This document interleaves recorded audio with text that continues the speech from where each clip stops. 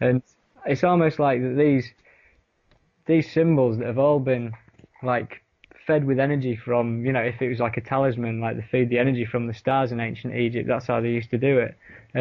It's working on some level we can't comprehend. That's, you know, basically trapping and deceiving us here all the time. Yeah. And so, for instance, in my opinion, when you die and you get these references to people saying, I met Jesus and all this kind of stuff, and they tell you that they met these enlightened beings and everything, Yeah.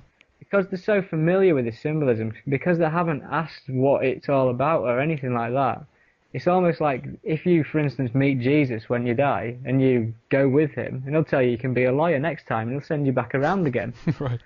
Do you know what I mean? It's like Yeah. you're encapsulated in this, as the Tibetans believe, and Tibetan is the New World Order religion, in my opinion. They believe in reincarnation, and so the reason why the reincarnation happens is if you're still duped by this symbolism when you go through. Do you know what I mean? Yeah.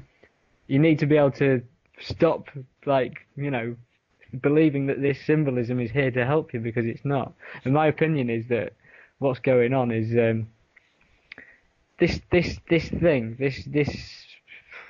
this material reality, whatever we're relating, it's much like the Gnostics believed, and in the sense of the Gnostics believed that there was a creator of the material universe, but they never ever saw their creator as the supreme being or the god, if you like. The Sure. creator was a malevolent force of sorts, keeping us all entrapped in this matter, Yeah. preventing us from being what we really are. And like the Gnostics used to say, when they died and they met the creator, they used to say, you're not my god, Yeah. I'm a Gnostic. And essentially that's when they believed that they had moved on from everything. And it's almost like it's the same principle. I mean, they tried to wipe out the Gnostics, did the Roman Catholics, but it's the same principle. Like people, when this spiritual event happens in 2012, if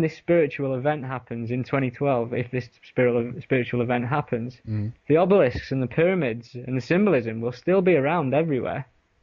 Do you know what I mean? Everyone might be ascended in a spiritual fashion and know about the seven chakras and stuff like that, but you're still going to be feeding your energy into the same machine. Of course. What you're talking about here, as far as I can pick up on here, is that you're talking about that you need to become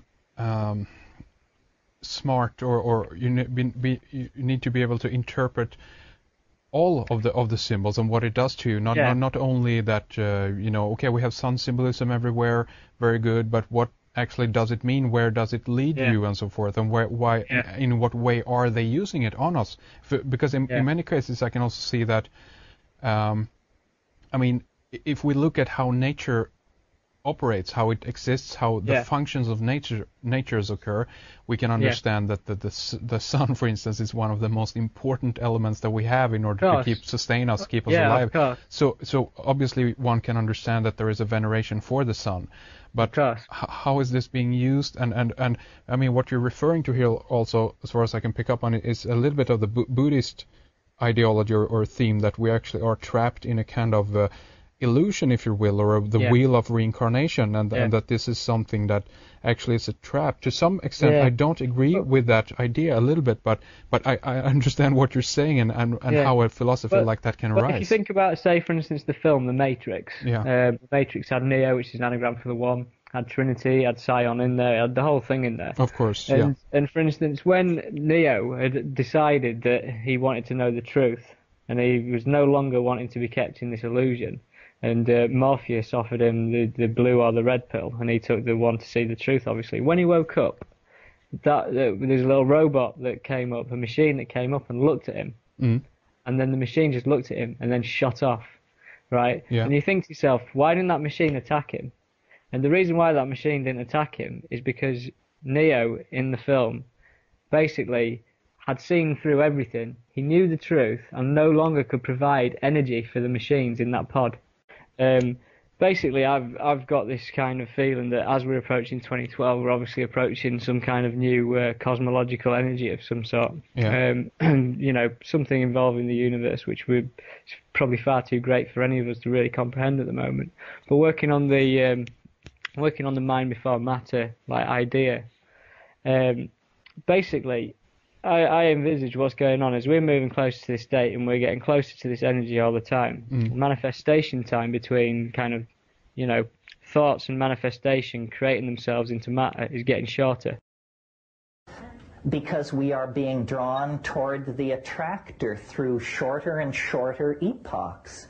And not only must the entire last 4,000 years of history be compressed into this 67-year period from 1945 to 2012, but there is a 384-day period preceding December 22nd, 2012, when the last 67 years and the last 4,300 years have to be compressed into that. Then there's a final 6-day period when all of these things are compressed again. And so do you see what's happening? The spiral is tightening as it goes faster and faster. The resonances are impinging. The thing is getting nuttier and nuttier and nuttier as computers link all cultures together, all informational barriers dissolve. Everything is becoming connected to everything else. Not only everything in the present moment, but all past moments as well are being drawn, compressed, squeezed toward the production of the transcendental object at the end of time, which is nothing less than all time, all space, shrunk down to an atomic dimension and handed back to us.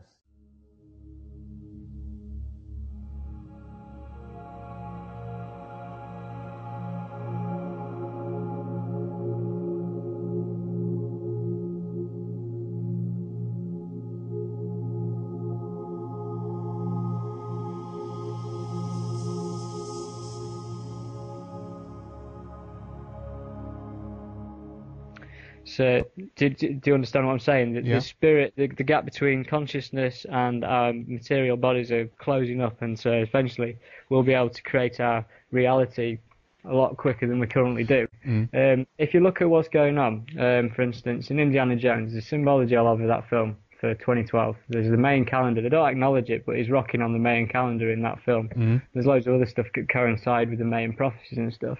And the same goes is like when I was on my trip down to Paris the other week, and I was driving down the M1 in Britain, and the first motorway service station I got to, I walked to the shop, and I went in there, and there's this big pile of books on offer, and the books that they sell in motorway service stations are terrible. They never give you any knowledge whatsoever, not good for anything, but there's just one book on offer. And I went over to it, and it was a book all about the end of the world in 2012 on the main motorway of like Britain's motorway in one of the shops, one of the main shops that you get on the service stations.